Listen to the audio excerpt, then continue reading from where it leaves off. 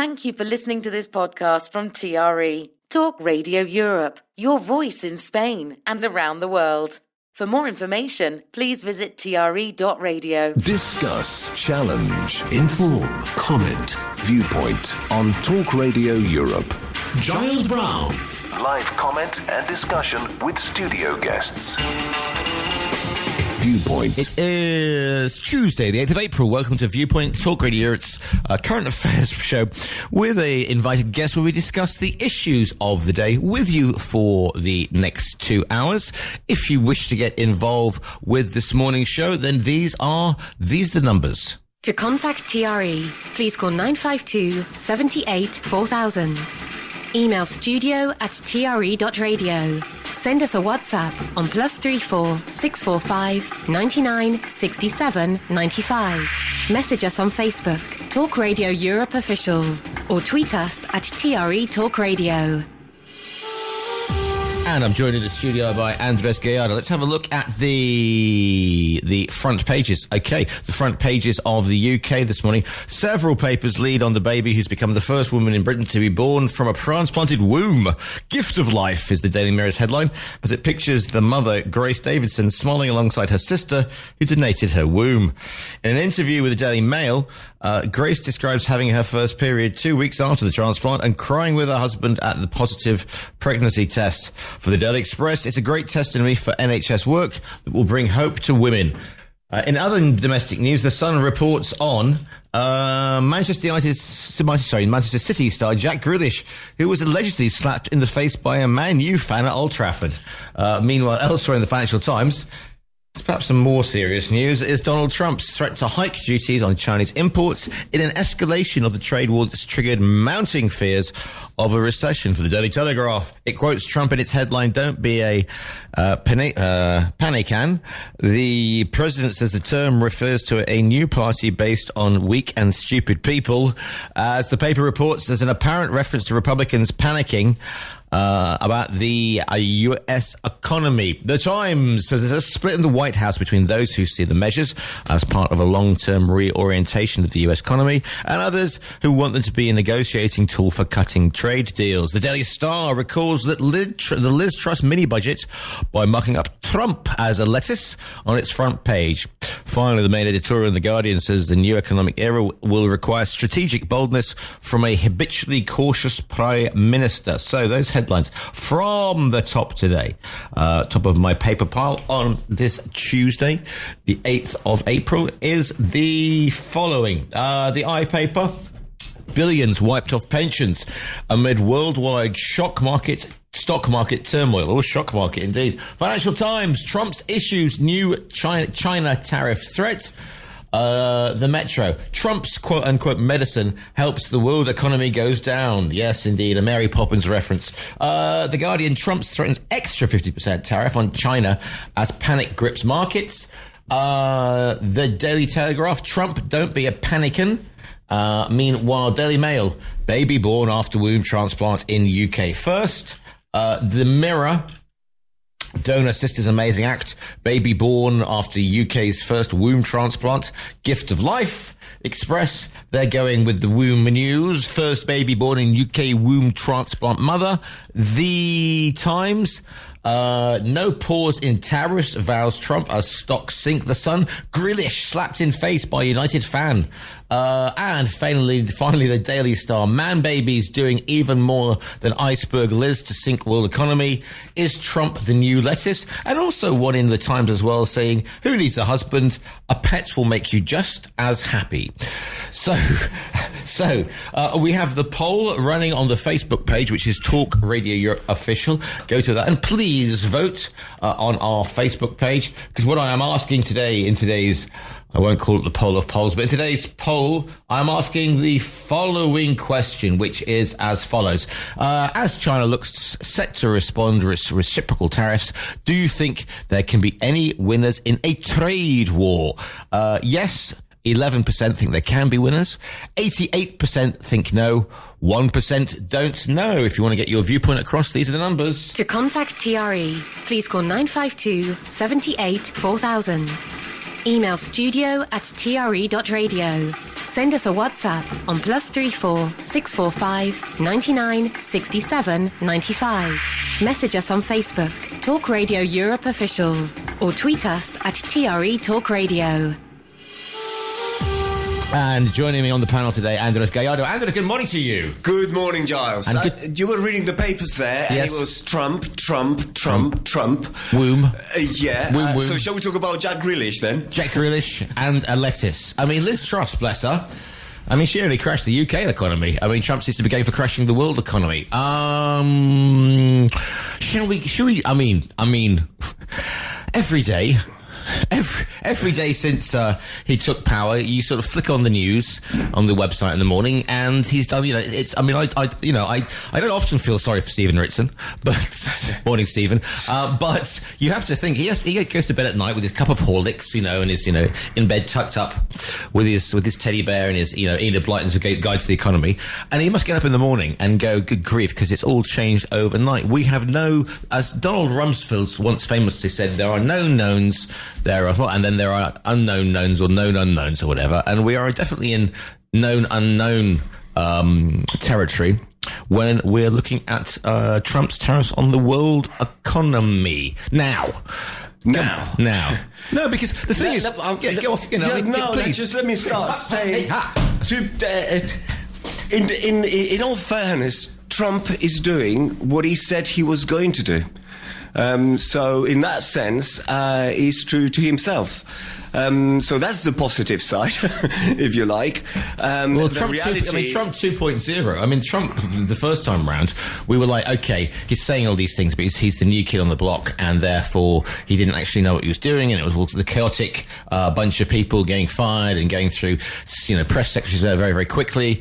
This time round, I mean, he's got all the balance of power on his side, He's got Congress, he's got Senate, he's got the judiciary, all under his control. So he can be bolder than he was in the first term.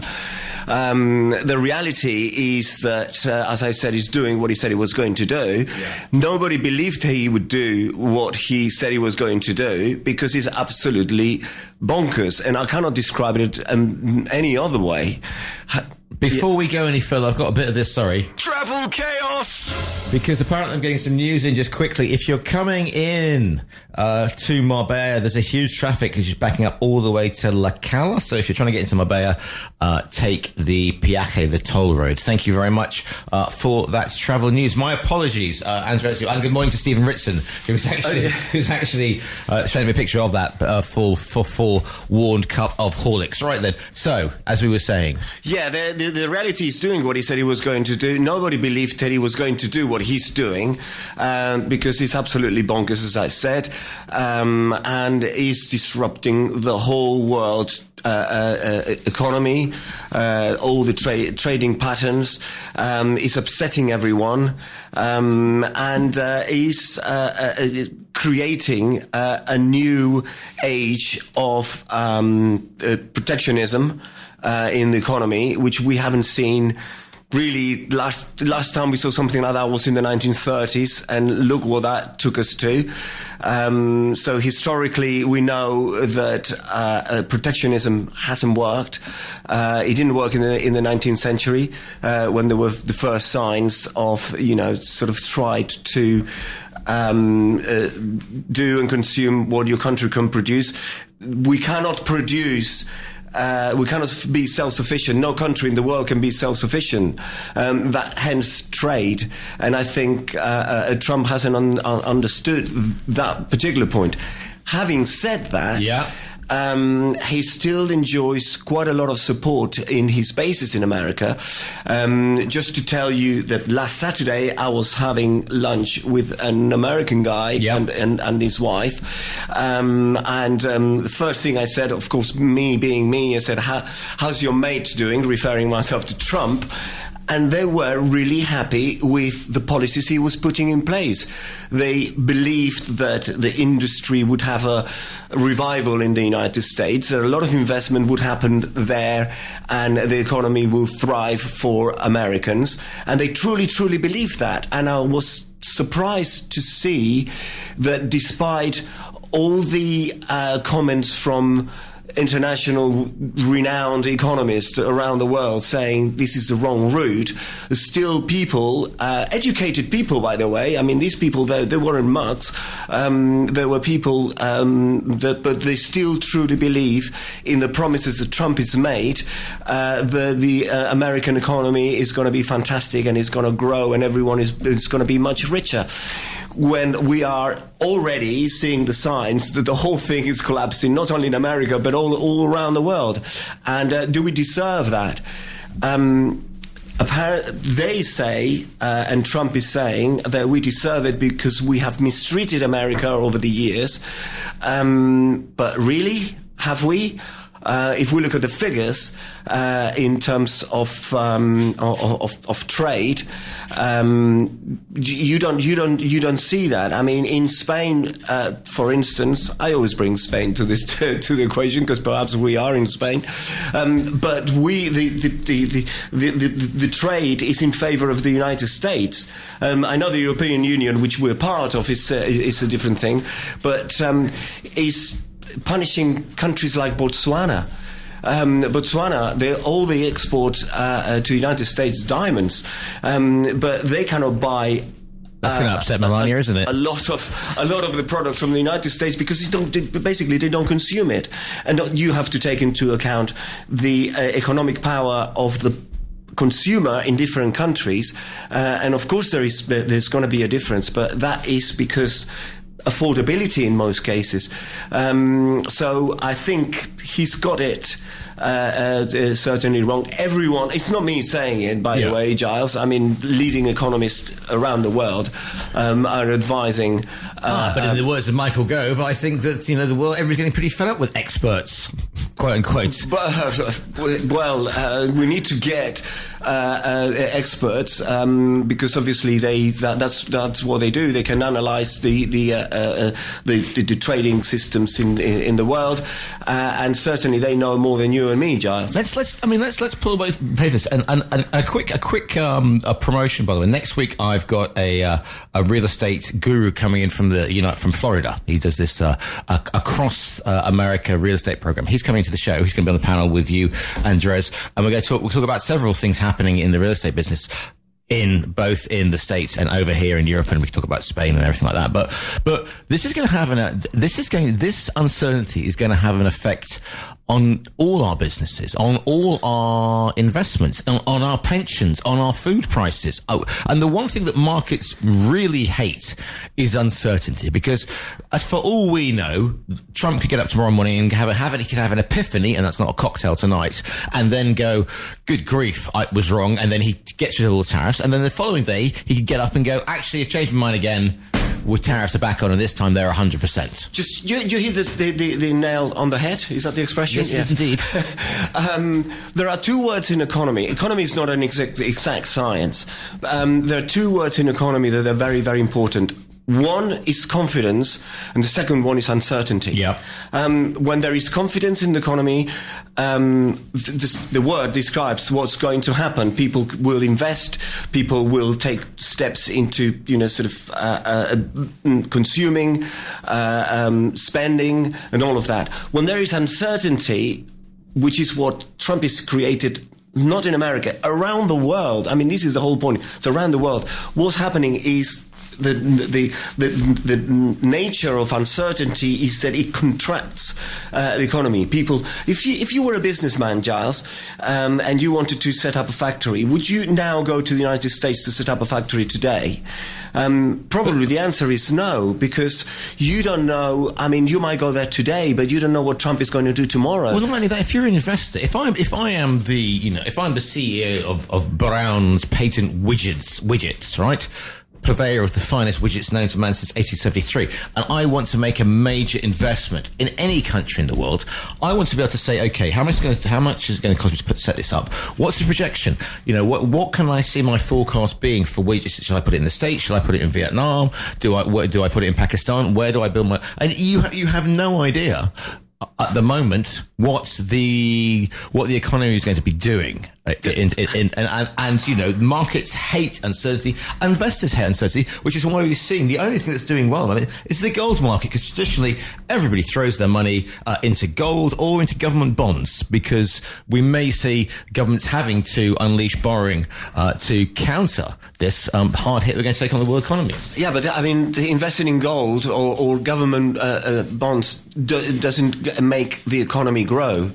So it might be safe for someone to sort of hide some money away and be safe that way, but it doesn't make people invest and develop the growth like it should. The other day I was wondering, I thought, does Trump know something that we don't? Is Trump 3 streets ahead of the rest of the world? Are you going to say all the these experts and all these economists and all these, people who spend their life analyzing the trade movements and everything else, but they don't know what Trump knows? Because otherwise, I don't understand how can you sacrifice the economy of your country and your business partners to such extent. And it's to the lines we go. Morning, caller, you're live on TRE. What's your name? Where are you calling from? What's your viewpoint, please? Morning, Giles. Peter. Morning, Peter. Good morning. I suppose you expected this one. You were on my bingo card, to be honest, Peter, but yes, I would expect you to get involved. Yeah, well, it stuns me, absolutely stuns me, the naivety and the lack of knowledge when people talk about what's going on at the moment. And that can only become, that's only because the lack of information coming from the media. You say about uncertainty. I'm guessing here, but you've probably not heard of a user's guide to restructuring the global trading system, no? It's my obviously this is my required bedtime reading, Peter. Go on. Well, it should be. It should be, because you'll get a great understanding of what's going on at the moment. I've been saying for years about the global economy is broken, it's collapsed, and it needs fixing. And every 70-odd years, and we're well past that, there has to be some sort of system put in place where it all starts again.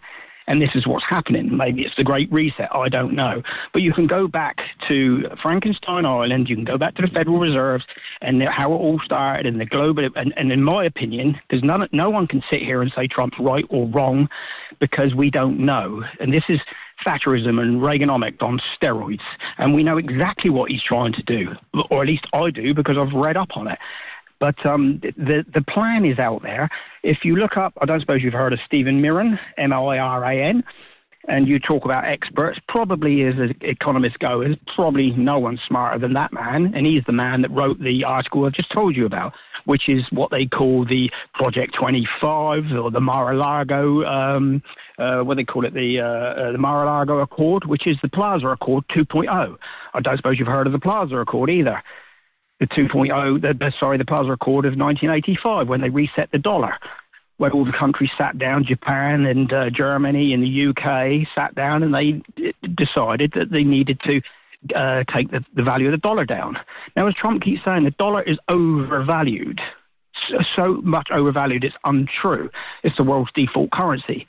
Now, can you recall, how old are you, Giles? 60-something? 57, but in a good light. 57. Yeah, go on. Okay. Well, I can recall when I was talking about it the other day, $3 to the pound, and I was corrected. They used to call it the 5-bob dollar. Apparently it was $4 to the pound. 5 bob would get you $1. Now, times change, but things don't. Now, the dollar is so overpriced, and Trump's trying to do something about it. Now, what he's going to do, first of all, as I said last week, you have the threat of tariffs. Now, as nobody seemed to know last week, it was reciprocal. Now, already today, Europe are talking 0 for 0 today. That's how scared they are. Now, the world goes to zero tariffs. Zero tariffs. Now, what's happened? Since the Plaza Accord, America's GDP is like tripled, but they've lost 5 million manufacturing jobs, and they are in a deficit year after year after year. And as I pointed out last week, 2 countries, South Korea, Singapore, any country, India's doing it at the moment, China's doing it. If you continue to export and don't import much, you get rich. And Trump's sick and tired of it. The Americans are sick and tired of it. So what they're going to do is they're going to threat of tariffs, bring the tariffs to zero, right? If you don't bring it to zero, you don't get government USA protection. So what he's going to do now, his next step is to devalue the dollar. How does he do that? He goes to all these countries and says, you need to sell your dollars and you need to buy your own currency. This is Plaza Accord 2.0. Now, what he'll do is offer them that if they buy the currency, they'll have to sell their short bonds, their T-bills, because they all carry American dollars to buy stuff because the American dollar is so strong. So they carry at least 3 months. So he's going to make them sell their dollars. They're going to go into long treasury bills or bonds, maybe 100 years. He's going to crack the interest rates down, knock it over the head. Interest rates will plummet. The dollar will plummet, at least 20%. These countries will have to start buying their own currencies. They will go up. The euro will go up. The yen will go up. The pound will go up against the dollar. And the dollar will be decreased by at least 20%. Then he will start the reshoring. You will bring your factories back to America and we will create jobs. That's what he's going to do. The dollar will be cheaper. They can then export. Now, I've had this discussion before during Brexit. Oh, well, the pound's going down against the euro because it's their little holiday money to worry about. If your currency is cheap, then your products are cheap, so you can export cheaply. This is what America's trying to do, and the reason people don't buy American products because it's so expensive. So this is what it is. So if I was anyone, read the articles I just said, read about Stephen Mirren, probably the best economist. Stephen Moore or Stephen Mirren? Sorry, I'm just trying to... Mirren, M-I-R-A-N. Right, okay. Read the user's guide to restructuring the global trading system. And if you're in dollars, get out because you're about to lose 20% of your money, minimum, right? And if you've got dollars, buy pounds, euros, and yens and wait, and then buy them back again. I'm not a financial advisor, but at the moment, if you read what's happening and see what's happening, it's no different. He wants done with the central banks, which I've been saying are corrupt for years. He knows they're corrupt. Central banks have to go. They manage the economy. So we only get boom and bust because they increase or decrease interest rates. That's what they keep doing. So get rid of the Federal Reserve. He's going to hammer interest rates are going to come down. Interest rates come down. People are going to want to buy more houses. Your property is going to boom. Jobs are going to go back to, well, not just America. But if you start exporting, if you start towing the line, this is the resetting of the global economy. It's not Trump throwing his toys out the pram. He sat there. Now, I could be wrong because Alf says that he doesn't listen to his advisors. So his biographer says. He is surrounded with the most intelligent, smartest people. He's obviously taken a lot of information in.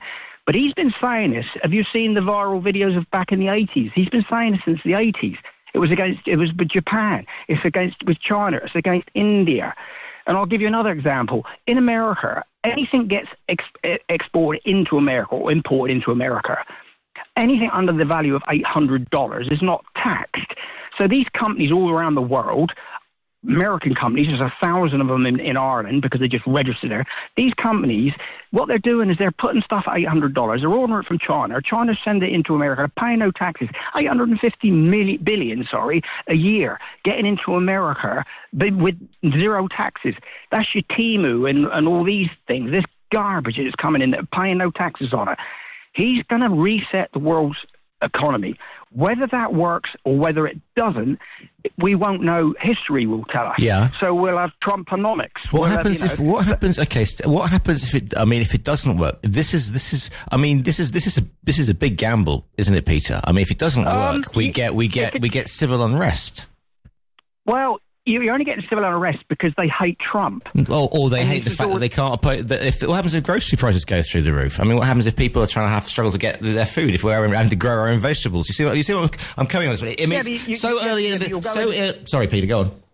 but you're going to the extremes and you sound like the BBC.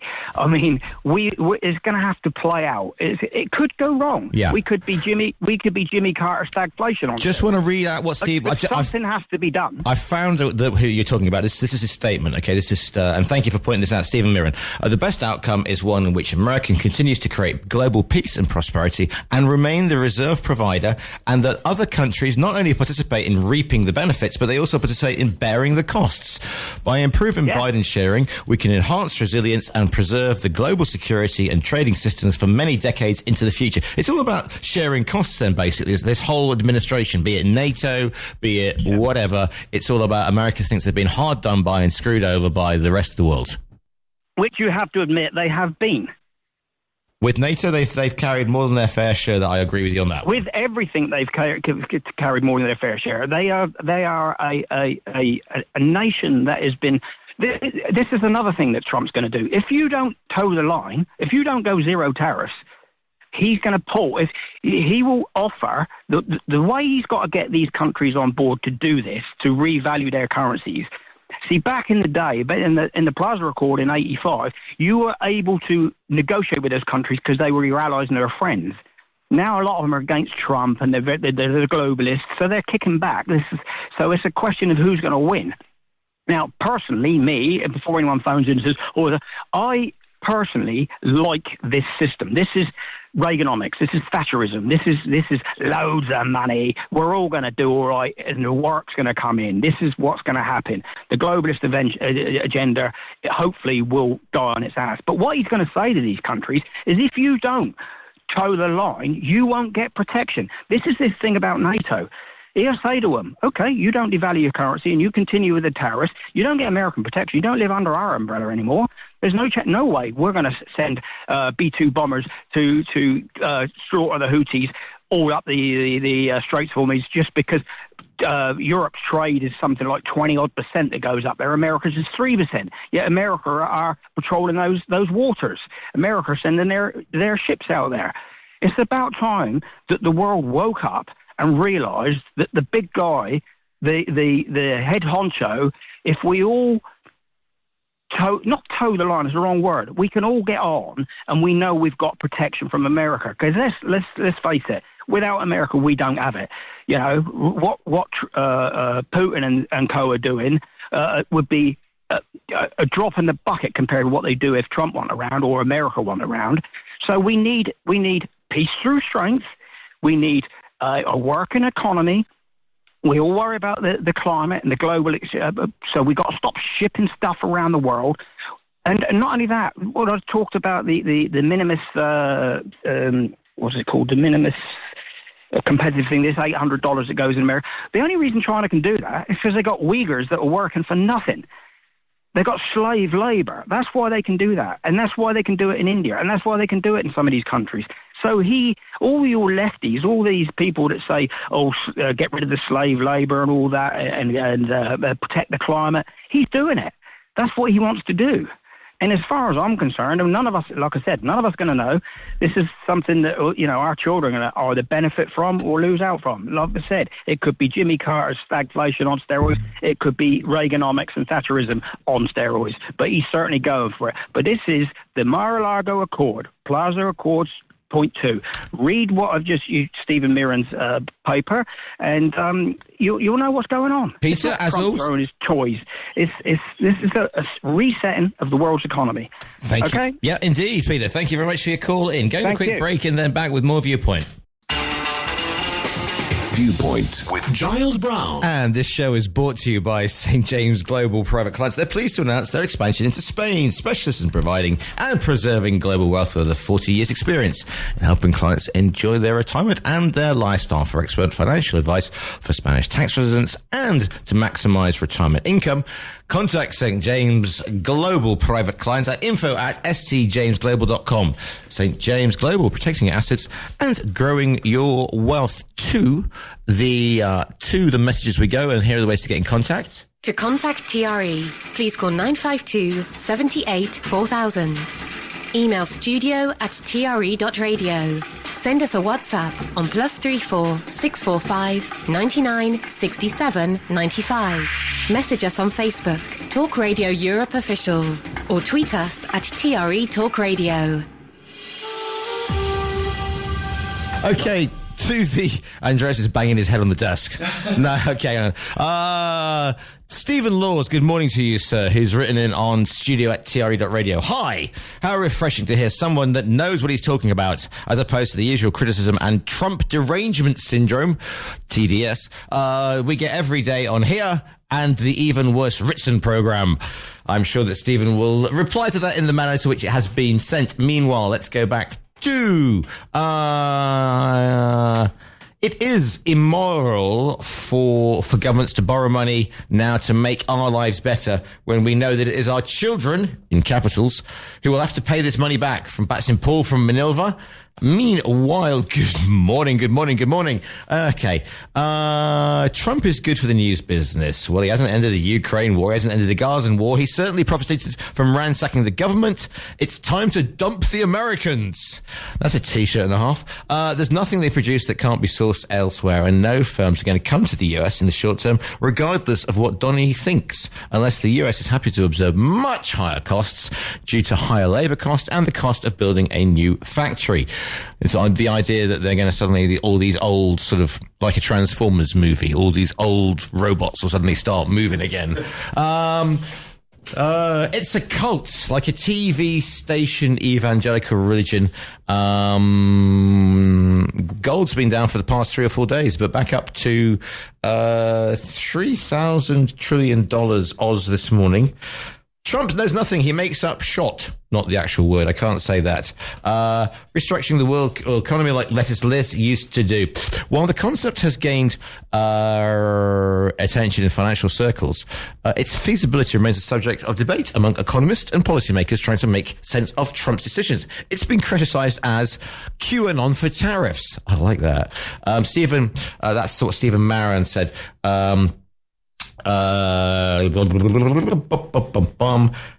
Peter can't complain about Temu not paying tax when the state's sales taxes are so low. With Donald Trump's tariffs policy, the news story is making the rounds on Wall Street. Rogue Karma writes the grand bargain that Trump is supposedly planning to strike has even been given a name, the Mar-a-Lago Accord. So Peter expects to move production to the US for Uyghur-made goods for the same price. The group size Peter came on, the line could be heard all over Europe. Thank you very much for that one. Right, okay, now, another Peter. You've asked me, as we start the show, what's my view on the ambulance massacre carried out by the IDF. Thank you. But, okay, so no comment on my other point. I haven't got round to that yet. Otherwise, I'm bouncing around like a pinball more on caffeine more than usual. But it's been shown Donny's worked his tariffs out wrong. Also, if you look at what's occurring in the attempted 1930s business coup if you look at what's occurring, the attempted 1930s business coup has finally taken place. Dollars per troy ounce. Thank you. Good morning. This is I'm very sorry, Margaret. She says, signal in Torrance is a little bit better. I can hear you with a Spanish station in the background and my aerial extended fully across the kitchen. That's what I call determination. That's a hardcore listener. Thank you, Margaret in Torrance. The boffins are on the case. Right then. Any thoughts? Let me just check my emails. Any thoughts, on the various points that Peter made and his arguments there? The latest, by the way, on the poll, as China looks set to respond with reciprocal tariffs, do you think they can be winners in a tariff war? 8% of you say yes, 91% of you say no, 1% don't know. What do you think? Well, your caller is John, isn't he? Peter, sorry. Okay, he made a number of points. One of the things that I've noticed is that he is looking at what's going to happen from here and in the future, and it's difficult to predict.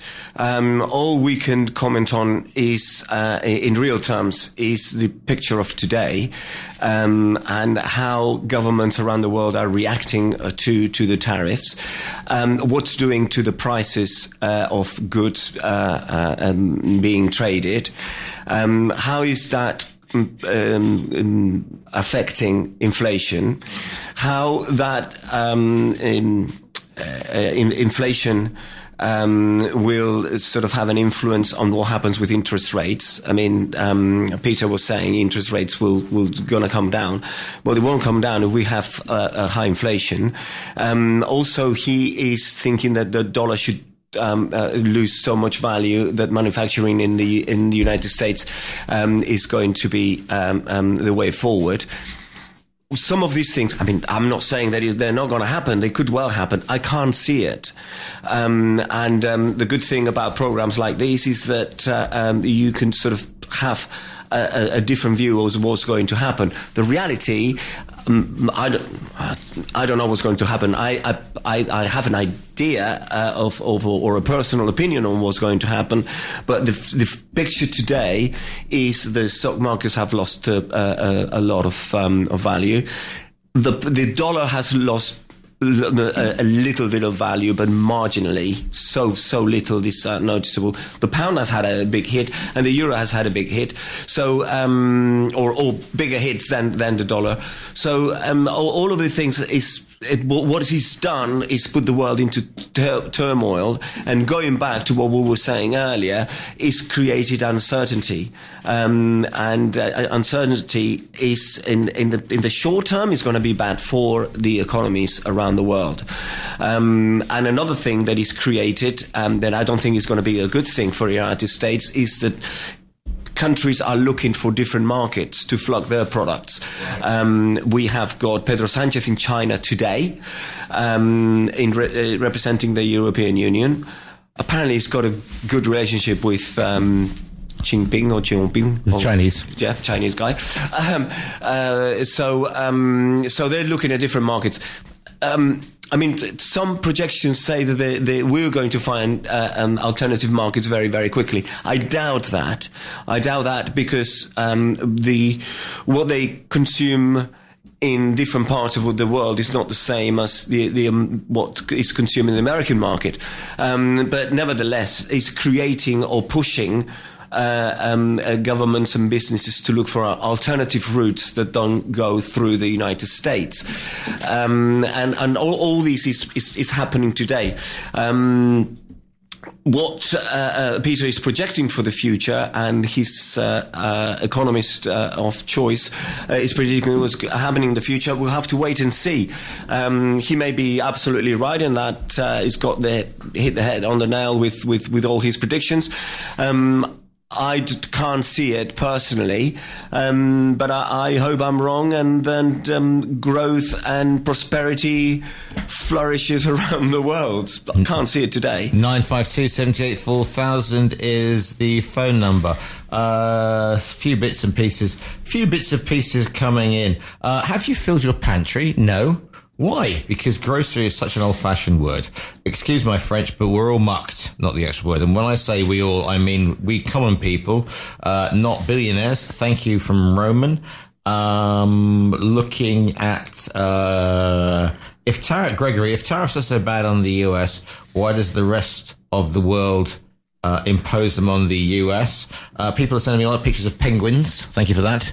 Because of that's tariffs on the two islands that haven't been visited by humans in 10 years. I think they're 6 hours away from Australia or something, or 6 days, and they're just full of penguins. But they got on the list of tariffs coming down. The penguins are being punished there. Yeah, so they should. Yeah. Nike shifted production from China to Vietnam to sidestep tariffs and to get hit by new, bigger ones. Oof. I mean, Vietnam, there was this sort of, wasn't it, on that list of tariffs? Did you see him when he presented with the board? I thought it was a fishmonger showing the prices of the fish of the day. That was so ridiculous. I haven't seen anything so pathetic in many levels. One of them, presentation itself. You know, I mean, you've got the president of the United States holding a board with these, announcing these tariffs going one by one, and also the figures that were there. I was puzzled by those figures. Where did he get them from?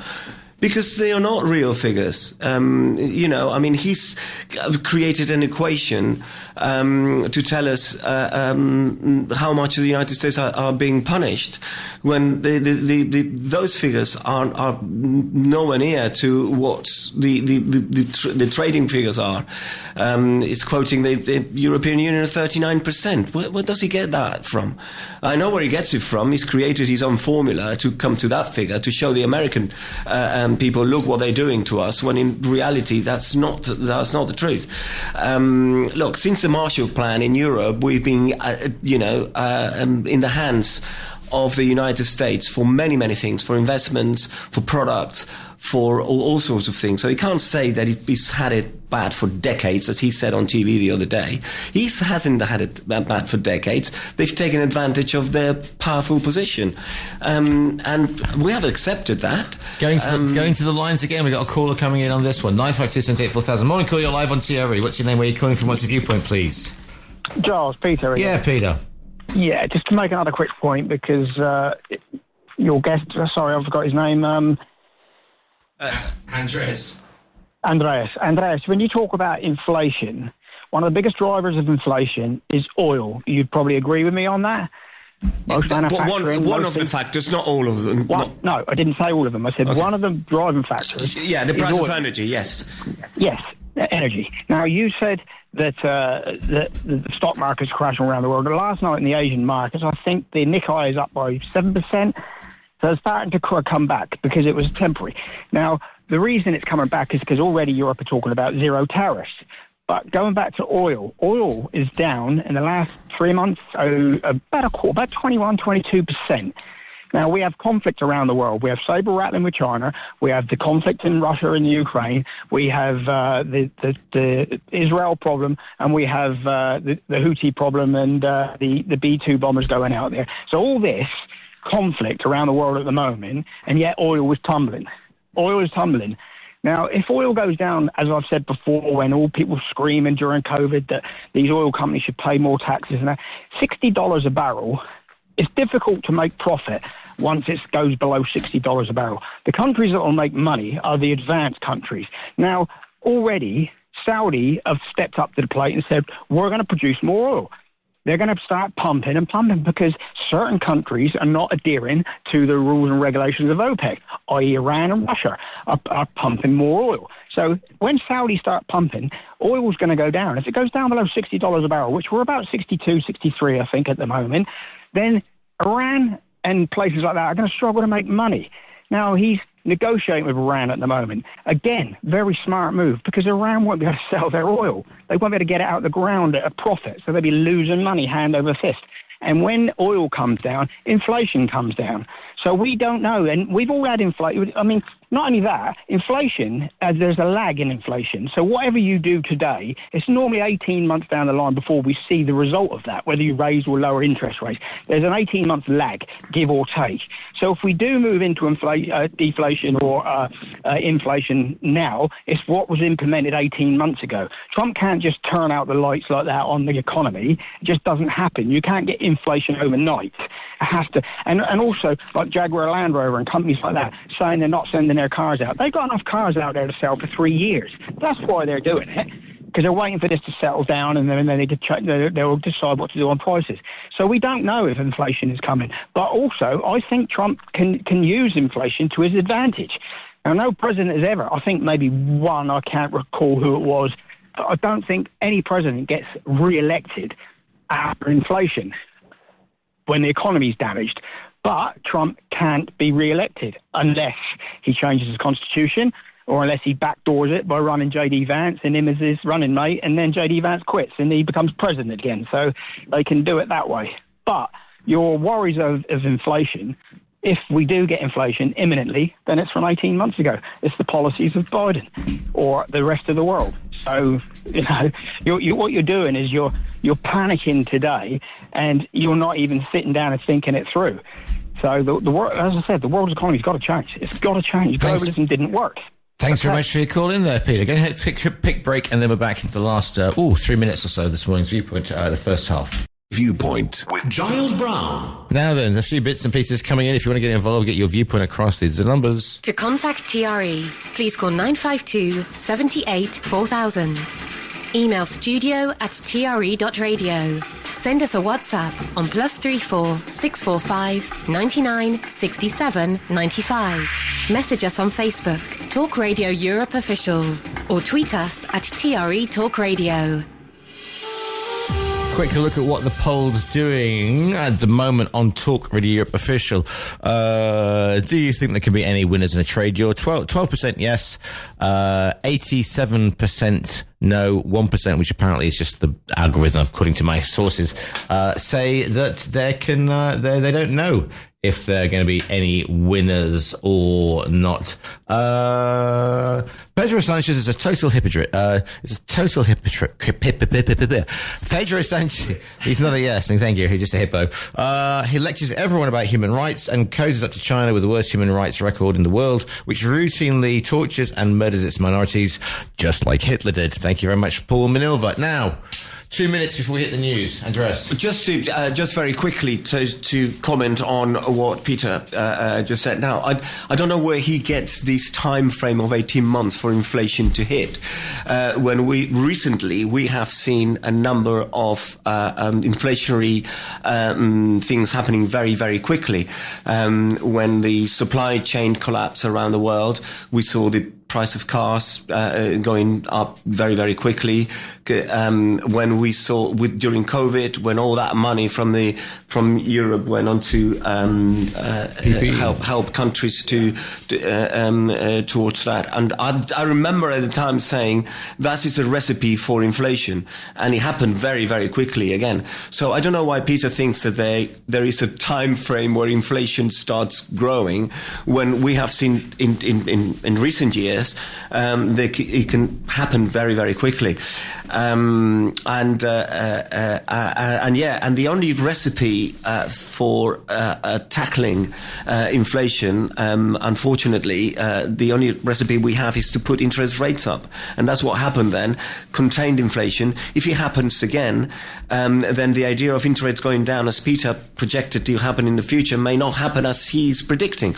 But again, we are talking of what is going to happen in the future, and we don't know. And I insist, what we have is a picture today, and that doesn't look good. 952 78 4000 is the phone number. Studio@tre.radio is the email. The Facebook page is Talk Radio Europe Official. Just a few more comments before we go to the news. 18 months ago, so everything happening now is Biden's fault, is it? Markets aren't up because of inflation. It's because of the hope that the market could stabilise as Besant will lead trade talks with Tokyo, a sign that Donny is open to negotiation on tariffs. Apparently I need to squash disseminating information from Muppets. Who was your favourite Muppet, by the way? Was it Kermit, Gonzo, Fuzzy Bear? Yeah, Kermit Animal? was good. All right, fair enough. Right then, Swedish Chef, hurdy-burdy.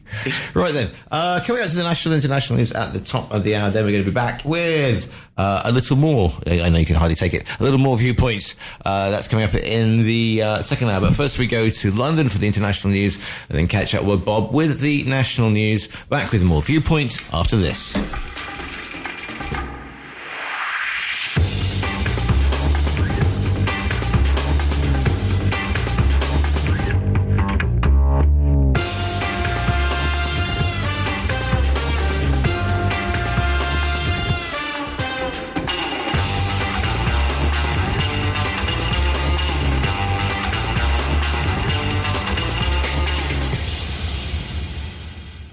Talk Radio Europe. Your voice in Spain. Discuss, challenge, inform, comment, viewpoint on Talk Radio Europe. Giles Brown. Live comment and discussion with studio guests. Welcome back to the second half of Viewpoint with me, Giles Brown, joined in the studio by Andres Gallardo, with you for the next 55 minutes or so. Don't forget, following me will be Stephen Ritson. It's to the lines we go straight away, off the blocks like Usain Bolt. Morning caller, you're live on TRE. What's your name? Where are you calling from? What's your viewpoint, please? Good morning, Giles. Morning, Alf. Spoiler alert. What? Go on. Morning, Andreas. Good morning. Good morning. How are you this morning? Fine as it happens, yeah. Right. Please don't start with the letter F. It puts the fear of God into me when I've got no delay on the show. But there you go. Right then. Well, it's very interesting. I love Peter saying all this stuff because the difference is, and I think Andreas was trying to say it, but he's probably not as blunt as me. Peter comes out of all this stuff, but it's not necessarily the only view.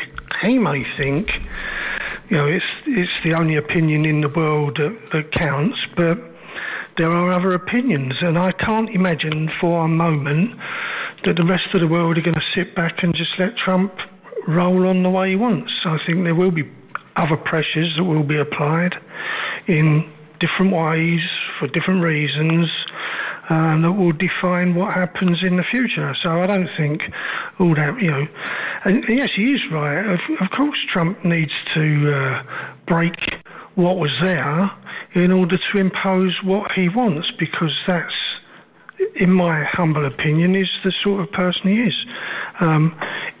When I was at school, they were called bullies, and I don't think he's anything less than a bully. And for Peter's sake, please listen when people say things. Alf never said, and never has said, that Trump doesn't listen to his advisors. What Alf said was that listening to the television, one of Trump's previous senior advisors said that he wasn't listening to his advisors. It's slightly different from Alf Brewer, who's not an expert in anything other than breathing in and out. It's just not true what people say. So please listen to what was said. And if you don't believe that the world as it is, I mean, I have been around a long time and longer than you, Giles, and I remember talking to one of my Labour Party colleagues who was struggling. Because in order to get a job, to retain a job, to move to a job, remember Tebbit, get on your bike and go? What a pile of rubbish. In order for that guy to do that, he had to sell the house he lived in East London. Yeah, sorry, when you said get on his bike and go, I had the visions of like that sort of easy rider. It was my father when he couldn't find a job. He got on his bike and he looked for a job at the Conservative Party conference. And all the sort of the blue rinses went wild and started throwing their own. Absolutely, and that's not a problem. Lots of people did it, but the guy who I was with was stuck. He had a family. He was married, 2 kids, in a house that he was buying in East London. To try and sell a house when the housing market had collapsed in southern England, to then move to the Midlands for a job that he could get, was just beyond his wildest imaginations. The guy ended up going from a private house into rented accommodation, a massive hit in his pay and everything. That's what happened under Thatcherism. And it didn't take, as Andreas quite rightly said, it didn't take 18 months and 2 years and 3 years. That came in, she said something, it happened almost immediately. So loads and loads of people, and who can forget when they imposed the council tax changes? And everybody ran away. It's just unbelievable that people such short memories. Oh, and the guy that rang in, which is always what I find very strange, starts slagging off Sanchez being a hypocrite because he's gone to China and this, that and the other. He obviously didn't listen. Sanchez is in China representing the European Union.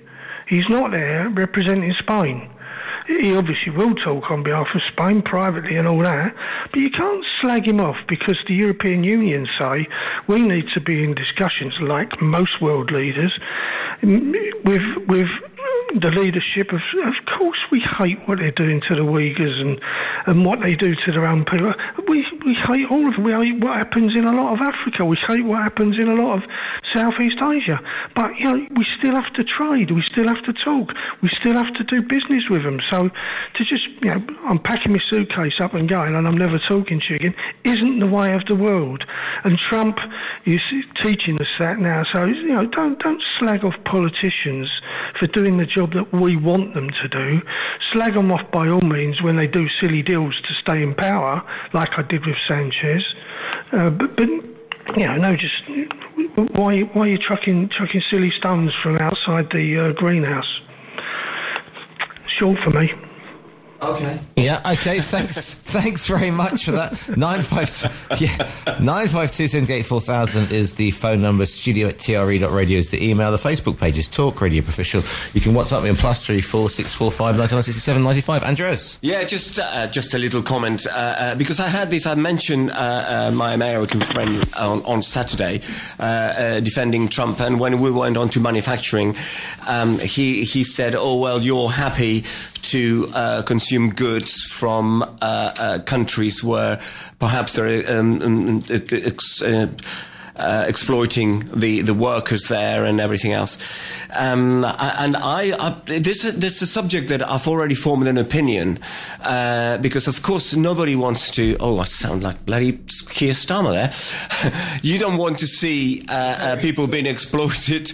I said about Keir Starmer because he constantly says nobody wants to see that, and I think it's a stupid expression, but I've just used it, so perhaps I'm stupid as he is. But anyway, going back to the point, of course, we all should respect workers' rights and minimum wages paid and everything else.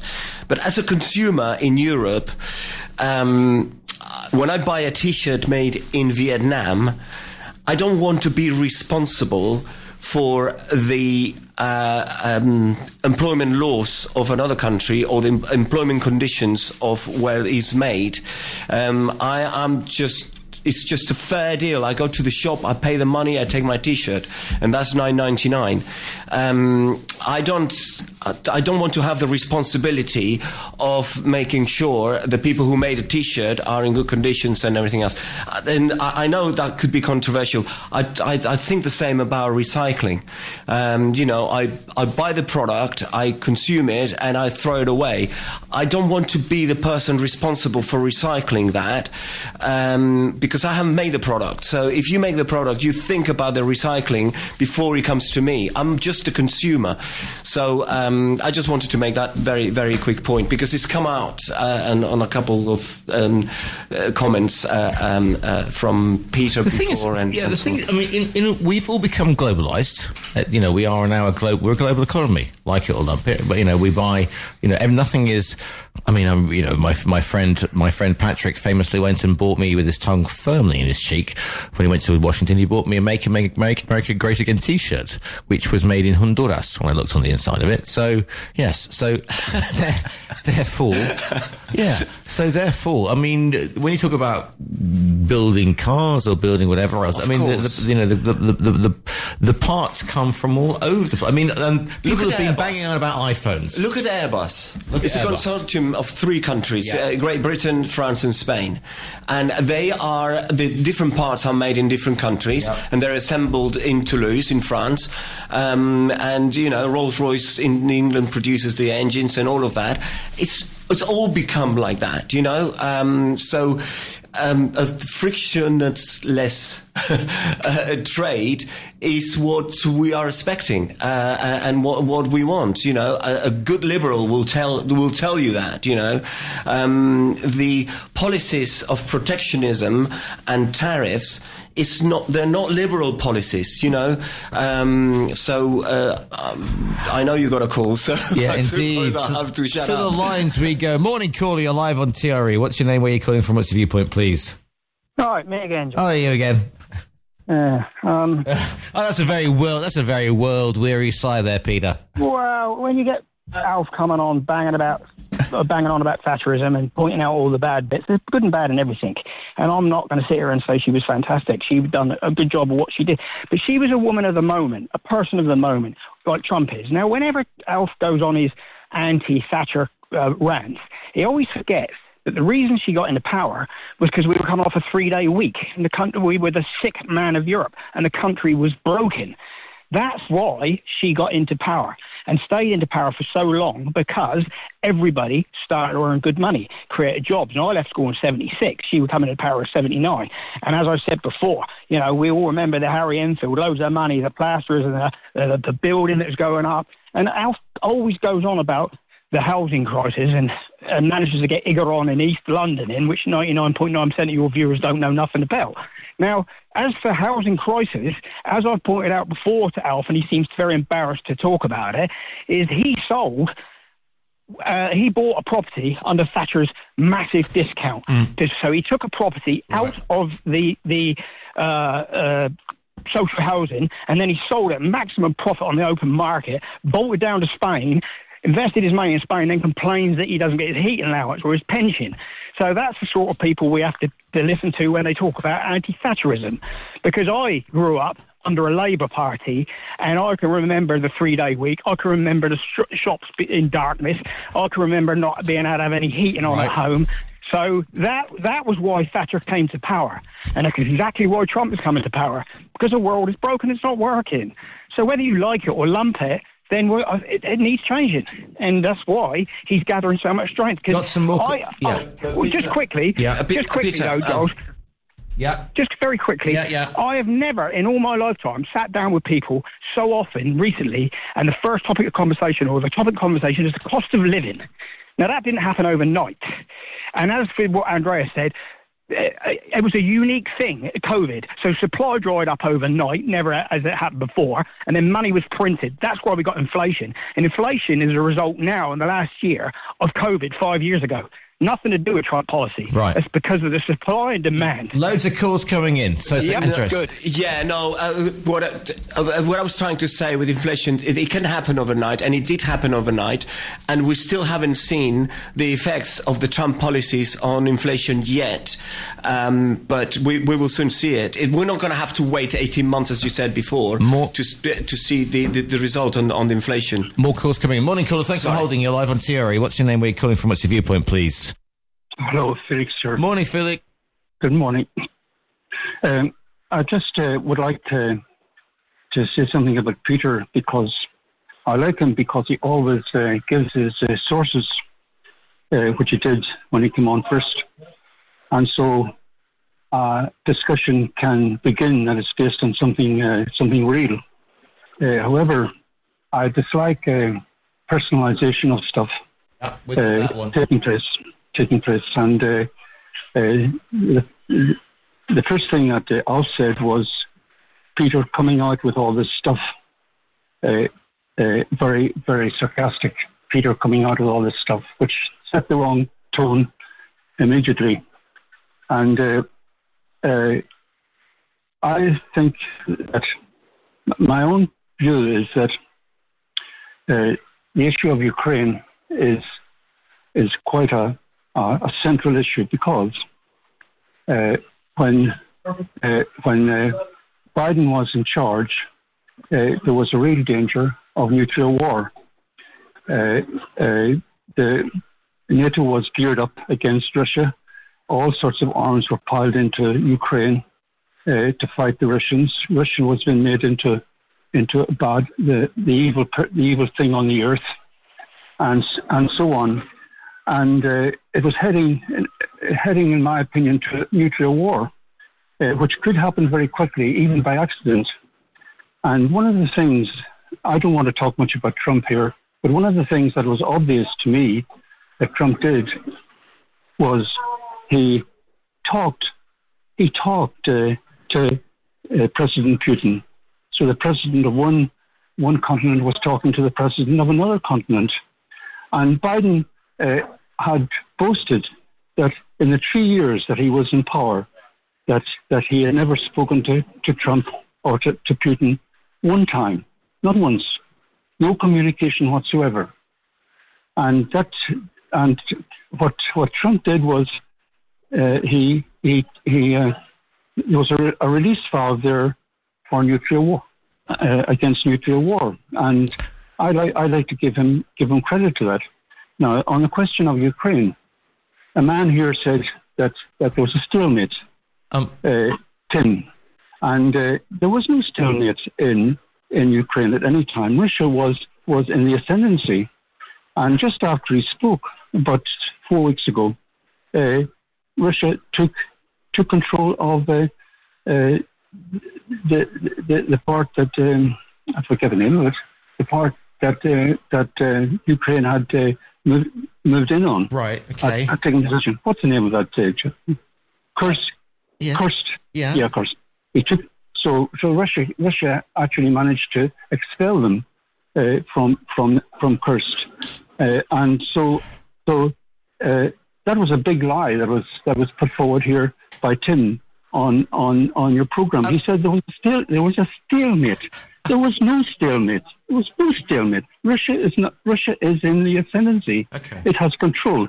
If it was left to a border dispute between Ukraine and Russia, then there would have been a solution in April 2002, about 6 weeks after Russia moved in. About 6 weeks after, all those millions of people, at least 1 million people killed, would not have been killed, because the Ukrainian side, in those discussions that took place in April 2022, if the Ukrainian side had initiated it, Putin had initiated it, there was an agreement. And then the EU, don't talk to me about the EU, please. Okay, I want you to. But we weren't talking about this at all, and you just came onto the thing and said that you don't like being personal, and then you. Go on. So let's move off Ukraine. So the issue that's really being discussed here, yes, in the world, is issues that we know about. It's the issue of energy, how we move things about, how we grow things, the use of fossil fuels in creating energy. The fact that we now are able to make energy by using solar panels cheaper than we can extract the oil from the ground. So we have a solution for global warming. We have a solution. Right. The other thing is, with all this discussion about issues, with people coming on and talking, they leave out the part that they know about, which is, for me, Ireland, for you in the studio, UK, and the issue of Starmer at the present time, and how he has promoted war with Russia. He talks about nothing else but war with Russia. That's all I want to say. Thank you very much, Felix. A broad subject, a broad of subjects covered there. I'm going to take a quick breath, and then back with more Viewpoint. Viewpoint with Giles Brown. Just to let you know, St. James Global Private Clients are pleased to announce their expansion to Spain. Specialists in providing and preserving global wealth with over 40 years' experience, helping clients enjoy their retirement and lifestyle. For expert financial advice for Spanish tax residents and to maximise retirement income, contact St. James Global Private Clients at info@stjamesglobal.com. St. James Global, protecting your assets and growing your wealth. To the poll we go, just to see what the polls are saying. Okay. So Cookie Monster is the favourite Muppet. Thank you. Thank you, Cookie. Looking at the poll at the moment. That's my Inspector Clouseau voice. Do we think that there can be any victors in a trade war? 16% say yes, 83% say no, and 1% allegedly doesn't know. To the lines we go one more time. Yes, Alf? Yeah, I don't intend to personalise things. Well, thank you very much. Well, I just like the way that people said, I don't like people personalising things, but Tim said the other week, and it's like okay. Morning, Tim, by the way. Well, I hope you're, yes. Right, come on, Alf. So, I apologise to Felix or anybody else who thought I was demeaning what Peter was saying. Yeah, I quite clearly said I enjoy listening to what Peter says, but it doesn't mean I have to agree with everything he says, and there are plenty of more options and opinions out there to listen to. But again, Peter, please listen to what he said. I have never, ever said I bought a house under the Thatcher system. Yeah, if you want to know my life history, by all means, I'll write it down for you. I did buy my council house, but it wasn't under Thatcher.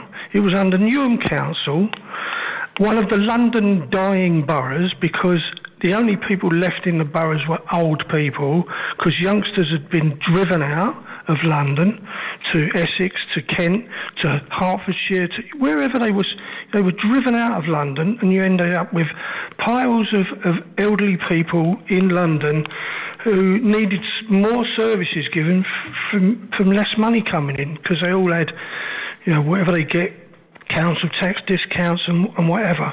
So the council introduced a scheme, and it did operate in a number of other places. It was called a young married couple scheme. So it was nothing to do with Thatcher or buying your own council thing. And there's an option. They let you live in a council house for 5 years, paying rent and putting savings away in order to afford a deposit on a property. And at the end of the 5 years, you were given a choice. You could either stay in the property that you lived in for that amount of time and buy it, or you had to get out and they would rehouse you into another council property. All right. And I chose to stay in the property I was in. But it wasn't out of choice. I mean, I didn't have two bob to my name and 2 halfpennies to rub together. Three kids, all of that applied. And I didn't then sell it to move to Spain. I stopped working at the age of 55, not 65 or 70 or whatever age they work till now. And I chose to do that off the back of me making savings through my life in order, because we couldn't stand living in the UK anymore. And not because of the people. I love London. I love the UK. But the weather is awful. I mean, not that we've had it much better here for the last few weeks with all the rain, but so please stop me out. When people ring in and they want a quote, stop misquoting, stop telling porcupines. You're sounding like Trump. He tells porcupines because it sounds good, and then he has to recover it. But he never says, "Oh, sorry, I told a porcupine there, I'd better correct it." He just goes on as if, "Oh well, I've had to think about what I've said," and I'll say it again. Trump's top advisor when he was president first time round was on television, and he said Trump doesn't listen to his advisors. I don't know who he's listening to now, and I'm not sure if there's a bank of advisors, but everybody's getting the ump with Musk and how much Elon Musk and how much influence he's having on what's happening in the States. So much so they've fallen out. Doesn't look like he's going to be around for long, does it? Because Trump's given up on him. But, so everybody's entitled to their opinion, and not everybody can be right. Of course, don't take it too. Don't take it too much to heart, Alf. Everyone has their opinions, and we have to listen to everyone. So don't worry. Don't worry too much about it. I do take it to heart because it's my opinion.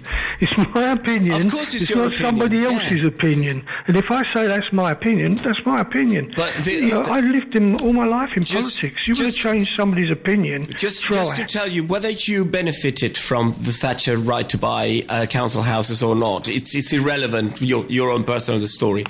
That move from Thatcher was genius. Right. So long-term prisoners could buy their own cells as well. Absolutely. Absolutely. It was absolute genius. All right, Alf, got another caller coming in. Thanks very much. Morning, caller. You're live on TRE. What's your name? Where are you calling from? What's your viewpoint, please?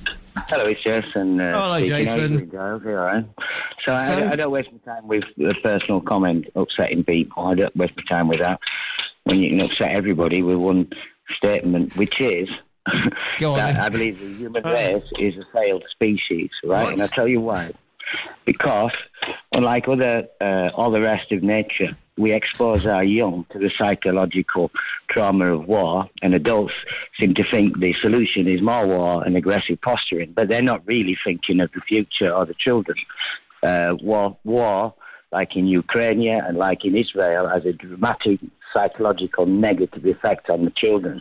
So this is why adults should stop behaving more like children themselves and find a peaceful solution.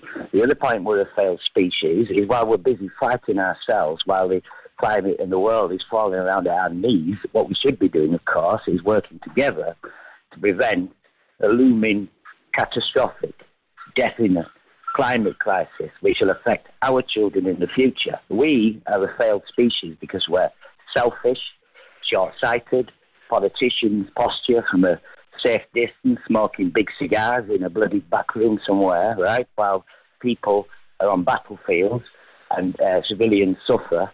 But they're well, I can't swear, can I? But don't have expletives strong enough for them.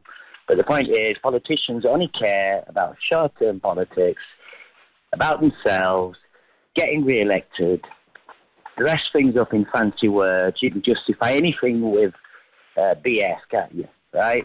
What we should be doing is dealing with a real present danger that does not discriminate borders, Russian, Ukrainian, Israel.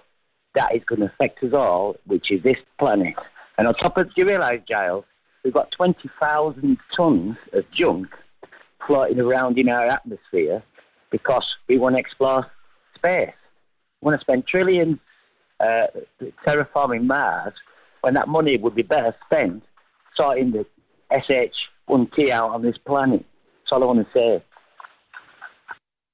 Thank you very much for your call in there. Yes, well, we certainly got we've only got this full set today. Right then, if you want to get involved with, good morning to Claudia. So this is the Alf and Peter show. There's a thought. That would be the breakfast show you could tune into in the morning. You know, morning coffee with that. I mean, you know, Alf and Peter. Live from TRE. I'm going to hit this button and see what happens. Viewpoint on Talk Radio Europe with Giles Brown. Yes, indeed. Joining the studio by Andres Gallardo. Of course, just to let you know, following me will be Stephen Ritson, who is limbering up in the wings. Selena's show, which is, of course, a lifestyle show this afternoon.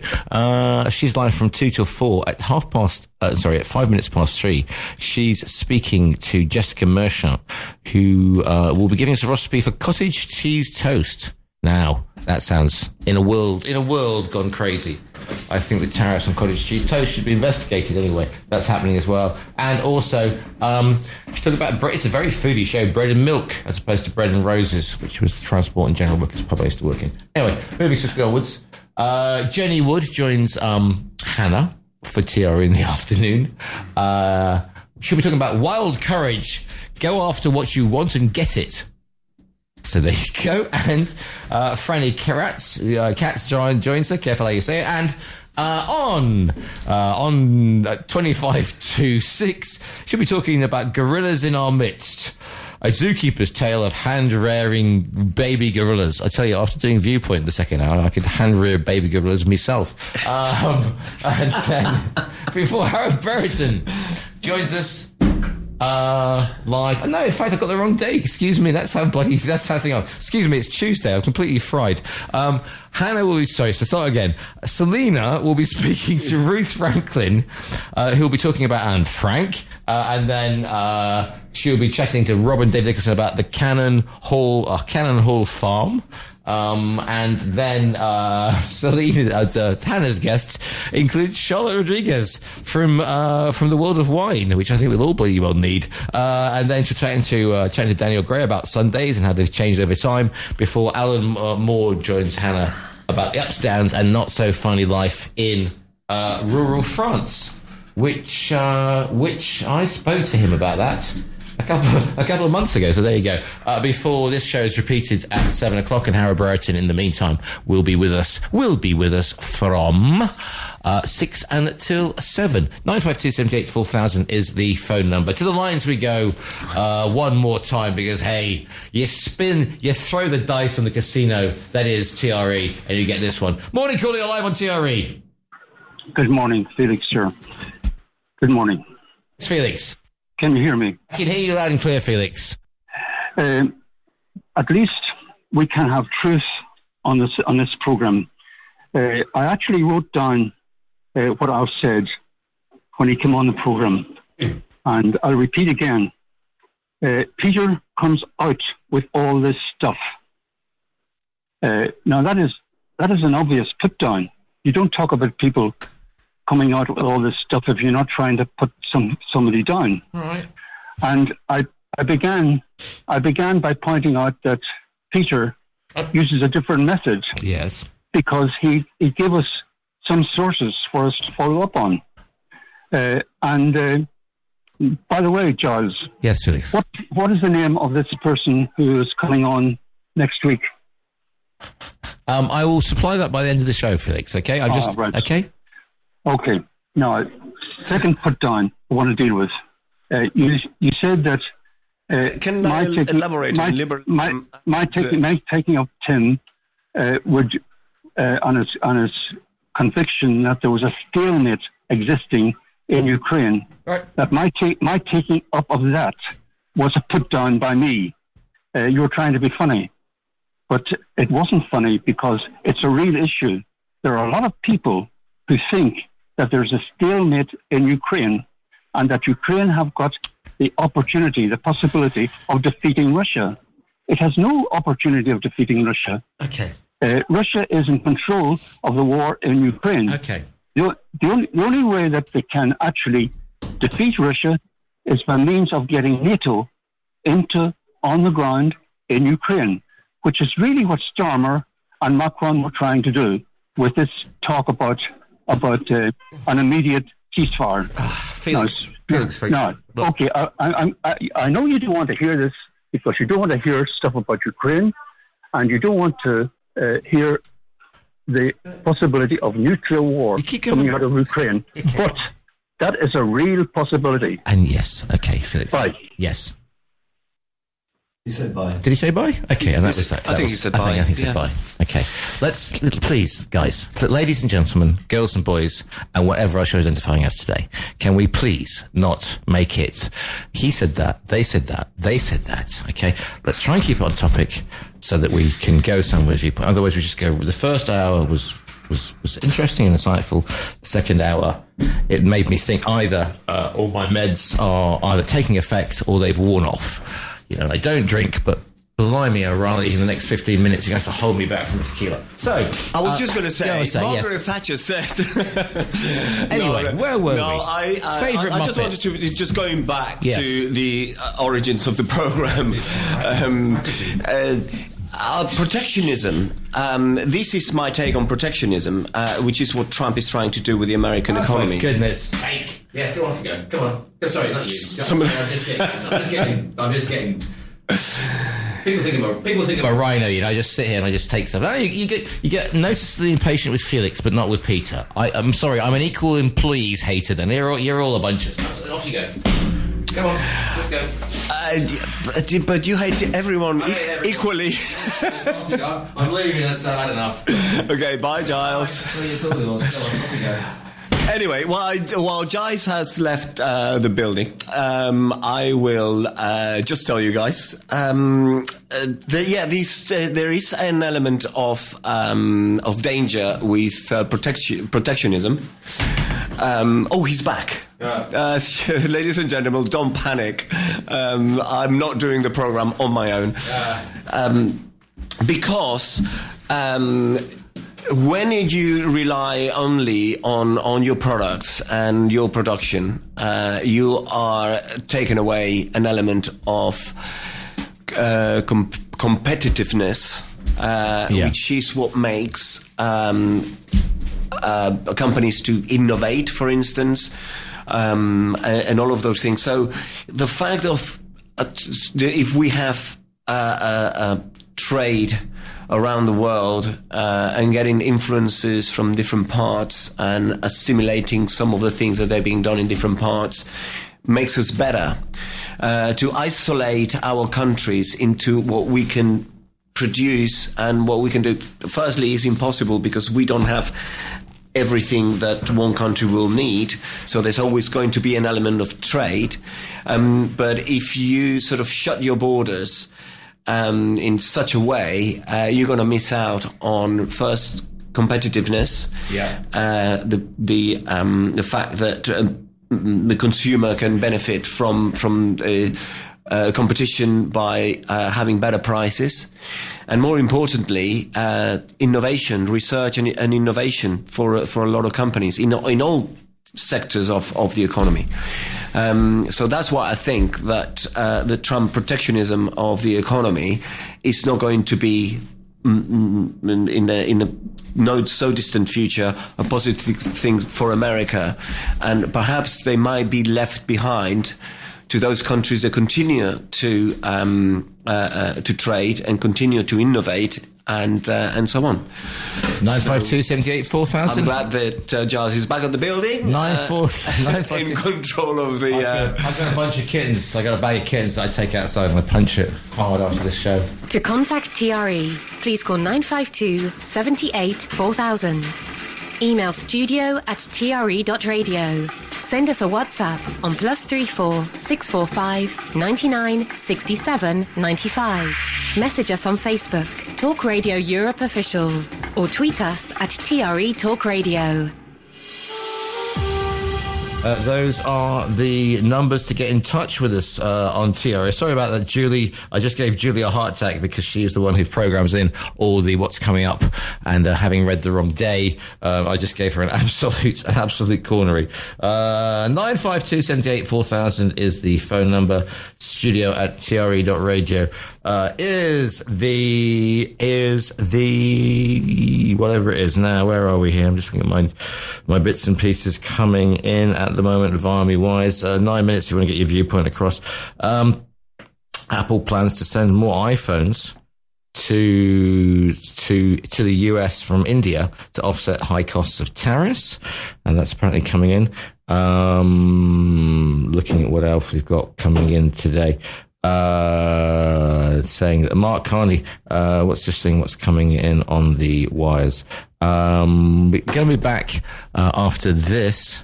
To contact TRE, please call 952 78 4000. Email studio@tre.radio. Send us a WhatsApp on +34 645 99 67 95. Message us on Facebook, Talk Radio Europe Official, or tweet us at TRE Talk Radio. The Remix, a recap of the best interviews of the week. Giving all foods their proper names rather than going, that's super healthy, that's rubbish, that's junk. Those words sets people up to think of food as an emotional thing, whereas actually at the most fundamental level, it's not emotional.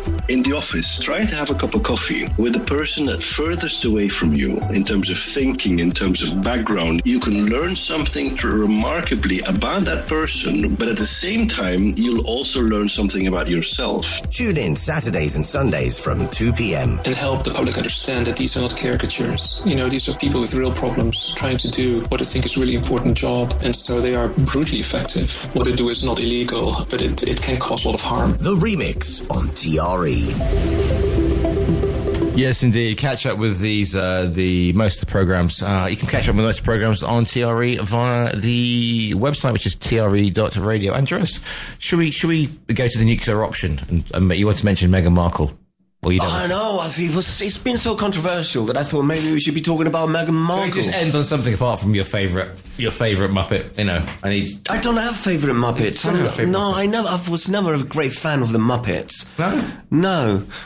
And also, when I was a child, I was in Spain, so all the Muppets have got Spanish names. Yeah. Like La Gallina Papanata. I don't know who likes La Gallina Papanata. Wasn't she a Venezuelan singer from the 70s? She was a big, massive big chicken. Bird. La Gallina Papanata. Big Bird. Big Bird. Yes, okay. Yellow.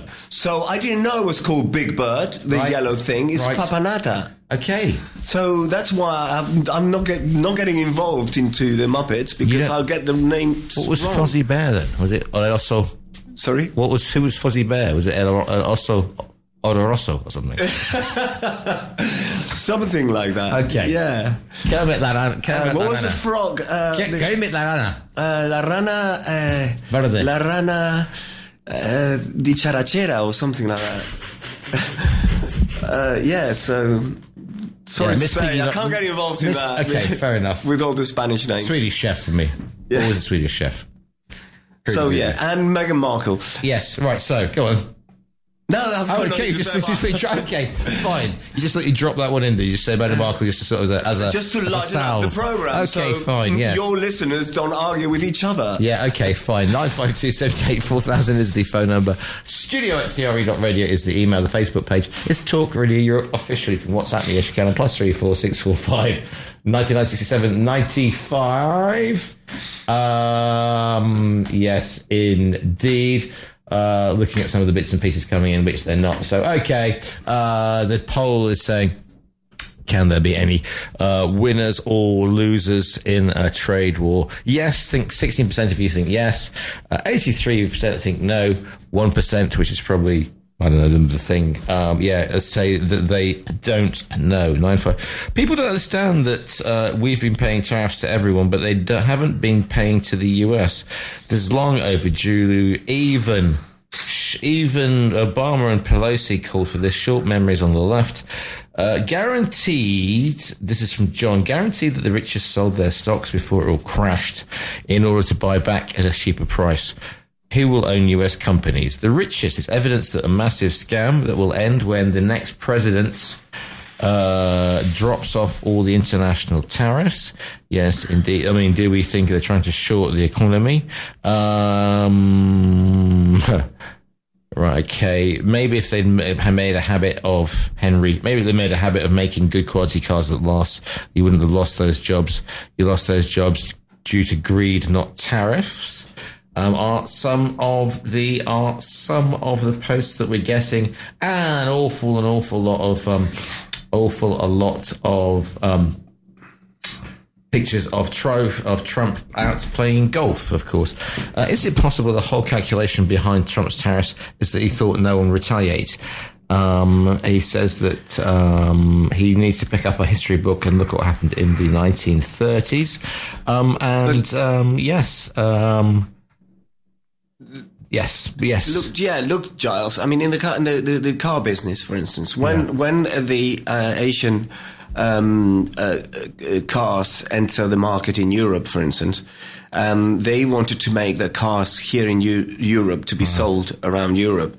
At the time, that was in the 80s and late 80s, and Spain had only joined the European Union. But that was where manufacturing was the cheapest place to be able to manufacture in Europe, and the plants of these brands coming from Asia settle here. That's why the car industry in Spain is so big, because of that. Yeah. But they needed to be inside the European Union, and they chose Spain. But they didn't choose to go to produce the cars in Denmark because it was much more expensive. So they chose a country where labor was cheaper, and they could get more return for their investment. That's a natural thing to do. Now, it's foolish to think that these companies are going to go to a place to produce the goods more expensively.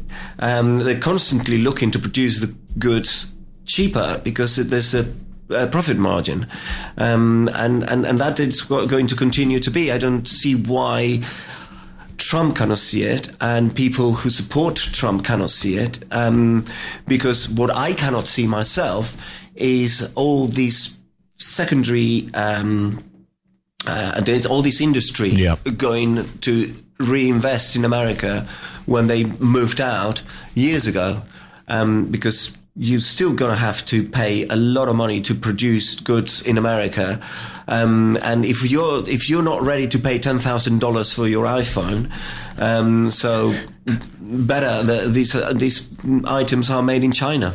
952 78 4000. Spanish fishers in Galicia in the northwest are reporting what they're calling catastrophic collapse in shellfish stocks. They say some stocks have fallen by as much as 90% in the space of a few years. In 2023, the crop of cockles fell by 80% compared to the previous year. Stephen Ritson. What do they think is behind this? Climate change is the culprit, thanks in part to recent torrential rains that have reduced the salinity of the rias. Adds fresh water, less salt water in that area. The mussels need the salt water, not the fresh water. Right, gone. Europe Today. Weekdays from midday. There you go. Just yet another example of probably to do with climate change. Yeah, probably. Europe Today, brought to you by Castle Rock International Law and Investments. Enjoy financial freedom with the Equity Release Programme for over 65s. As advertised in the Euro Weekly News. In a world where language matters, Daybreak is a must listen. What is brown sauce? It's a condiment. What is made of? I don't know, actually. In Spanish, that doesn't work. Every day, I star in my own version of Lost in Translation, when I never know what Mary is going to teach me next. Mea pila is, sorry for this, but is someone who is win over a battery. Did I hear you right just then? Join me, Dave Hodgson, on Daybreak, Mondays to Fridays from 8 a.m. here on TRE. For relaxing times, make it Centauri time.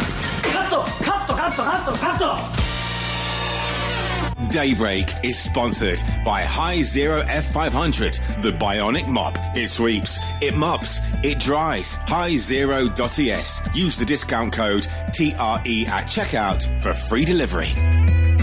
Yes, indeed. Right, almost out of time. Now, the poll as follows. As China looks set to respond to reciprocal tariffs, do you think there can be any winners in trade war? The final was yes, 21% think can, 78% think there can't be any winners in a trade war, and 1% don't know. Andreas, thank you for your kind words today. They don't know hasn't moved from the beginning. In 2 hours, the don't know hasn't moved from 1%. The 1%ers. I am disappointed. I want more don't knows. Come on, guys. More don't knows. Say don't know just to please me for exactly. a day. Right then. This show will be repeated at 7. I'm back tomorrow with Let's Talk. Stephen Ritson is up next.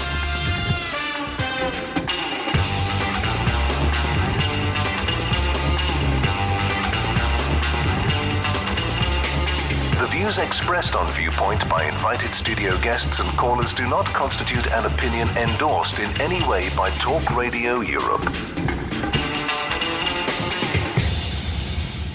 You've been listening to a TRE production. If you've enjoyed this program, there'll be another episode waiting for you next week, right here on this platform, where you can also access our extensive back catalogue of shows and interviews. For more information on our live programming, social media channels and apps, and how to contact Talk Radio Europe, please visit TRE.radio.